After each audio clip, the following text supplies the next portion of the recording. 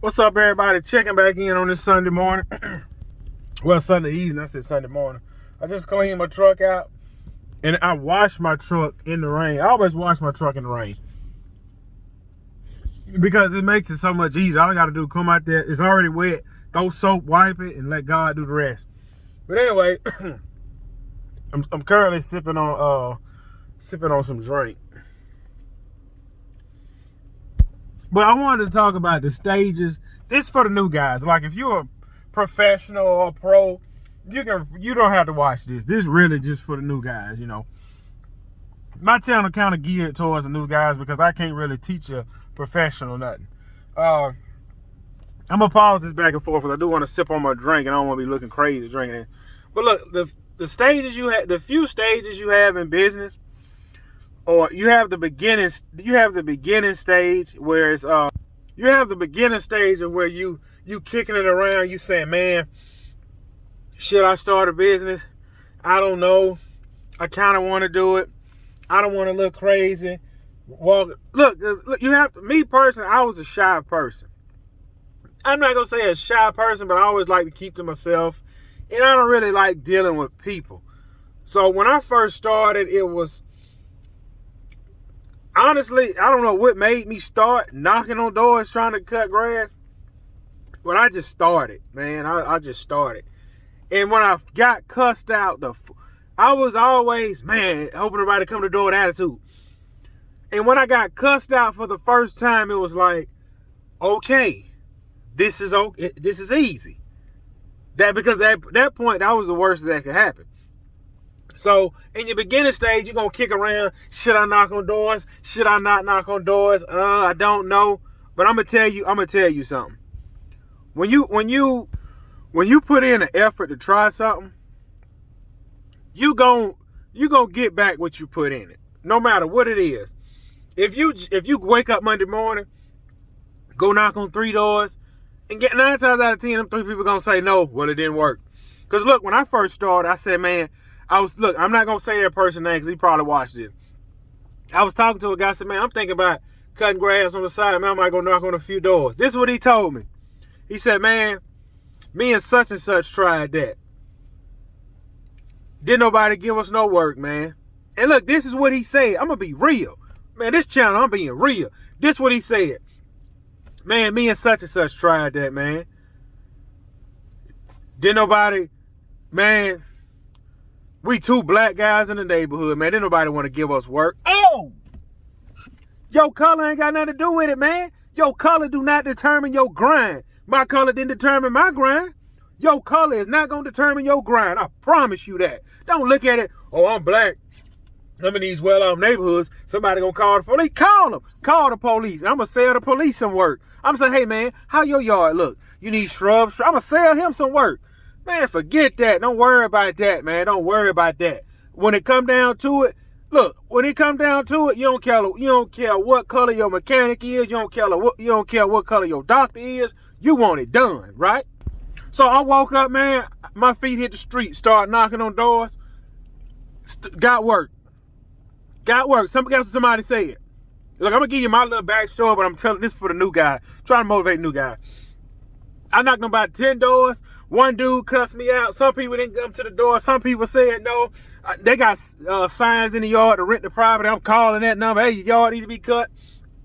Ended up picking up one guy, cut his yard. He had 4 rental properties, cut all his rental properties, and from there it just blew up. I be cutting one of his rentals, then the neighbor come out. I be driving my old raggedy truck in the neighborhood, and somebody will follow me, man. You cutting grass, come cut mine, and I blew up from there. Whatever. All right, that's the beginning stage. The beginning stage is getting over the fear and actually going to do it.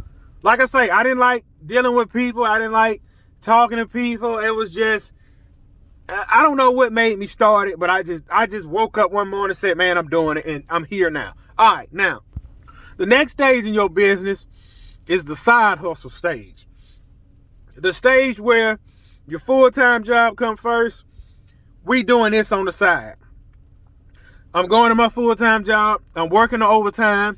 Then, whatever time I got left, this my side hustle because I'm making an extra $200 a week. All right? That's the side hustle stage. And in that stage, you kind of decide whether you're going to keep it a side hustle stage or you going to go, well, let me see if I can make this a real business, right? Because when you go from dealing with a few yards, because when you first start knocking on doors, you're using the equipment you got around the house. Your push mower, your little weed eater, little handheld blower. And the side hustle stage is that push mower and that weed eater bringing in some money. But that side hustle stage, you're going to have to invest some money in some equipment. That's what's going to determine whether you're going to take it to that next stage. Because the side hustle stage is going to work. But in that side hustle stage, you're going to learn your equipment going to start tearing up because nothing lasts forever. I don't care how much money you spend it on. Your push mower can't cut this thick yard. That's the stage where I got to get a better weed eater. I got to get a heavy duty mower. I got to get, you know what I'm saying? That go from side hustle stage to, all right, let me see if I can turn it into a business stage. Because when you get out of the side hustle stage, you get into the business stage, you start seeing other guys around town and you're looking at their setup. That's where you're going to have to invest some money when you get out of the side, when you work and when you transition from the side hustle stage to the I'm running a business stage. Now, I'm going to be real. You will pick customers up along as you go and grow, but each stage in your business, I'm going to be honest, you're going to have to let them customers go. The beginning stage, I'm going to be real. You're going to get a lot of sorry customers. A lot of people can't afford it. A lot of people that can't afford it just choose not to pay the lawn bill. And a lot of people do that once a month, once every 2-3 week jump. The side hustle stage is you're picking up a lot of work. People calling you. You're still hustling. But it's getting to that point where I'm not going to do Tony yard, because it's only a $20 cut. I'm going to do Marjorie yard, because it's a $50 cut, and Marjorie got the $50. But Tony, he might have it, might not. So the side hustle stage, you get to the point where I want to let Tony go, but I don't know how to let Tony go. So the side hustle stage, you got a good bit of work, a lot of sorry ones, some good ones, and some people that's a headache. Now, that next stage, when you're trying to turn it over to, let me see if I can turn this into a business, you're going to let Tony go. Tony got to go. Tony got to go. He have to go. You got to drop Tony. You got to elevate. You got to buy better equipment. Then you start setting rules and boundaries in your business. Hey, look, got to get paid when I'm done. You have to get on the schedule. I can't come Monday. I have to come Tuesday. You start getting everybody on the schedule. You start using payment platforms. You're starting to use Cash App, Venmo, Zilla. Now you're taking checks. You're still taking a check. You calling yourself, this is what I was doing. I'm calling myself Gibson's Lawn Service, but people making a check out to Micah Gibson. And then it got to the point people made a check out to Gibson's Lawn Service. Well, I got to turn it into a business now. And look, everybody in the lawn care community did not start out with a license, insurance. They didn't, because I didn't. I didn't start out with license insurance because I didn't know what I was doing. I'm LLC now, $1 million policy, commercial auto insurance. I got all that junk now, but I ain't had that in the beginning, man. Forget that. Run that junk up. But look, all right. Now, when you at that point of seeing, when you get to trying to turn this into a real business, you start investing real money and dropping clients and picking up better clients.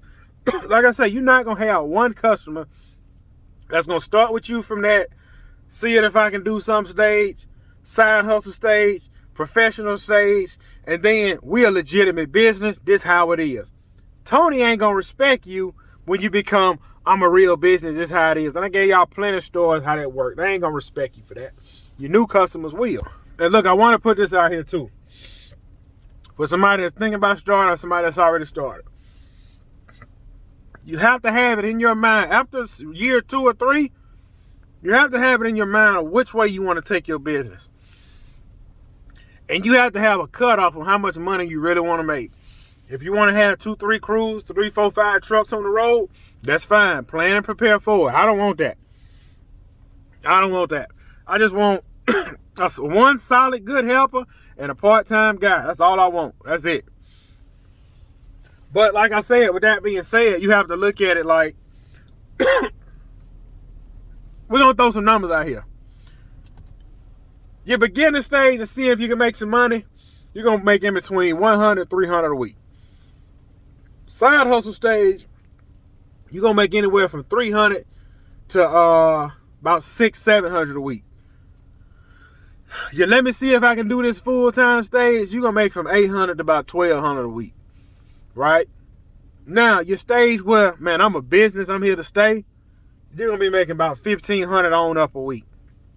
You got to get a number in your head to where, all right, I'm comfortable at this number, all right? You have to know that number. I know the number what I want to make a week. I already know it, and there's no sense in me trying to go over that because it'll start consuming you. Let's say you want to make $1,000 a week. That ain't number $20, $50 yards. That's all that is. $20, $50 yards, right? And you can either and you want to work Monday through Friday, have a weekend off with your family. You can either cut Monday through Friday, 4 yards a day, or you can work Monday through Thursday, 5 yards a day, or you can just bang it out Monday to Wednesday until you're done. You got your $1,000, you got your full-time job, go home and chill. That's the sweet spot. It's good. That's the sweet spot. I'm going to be real.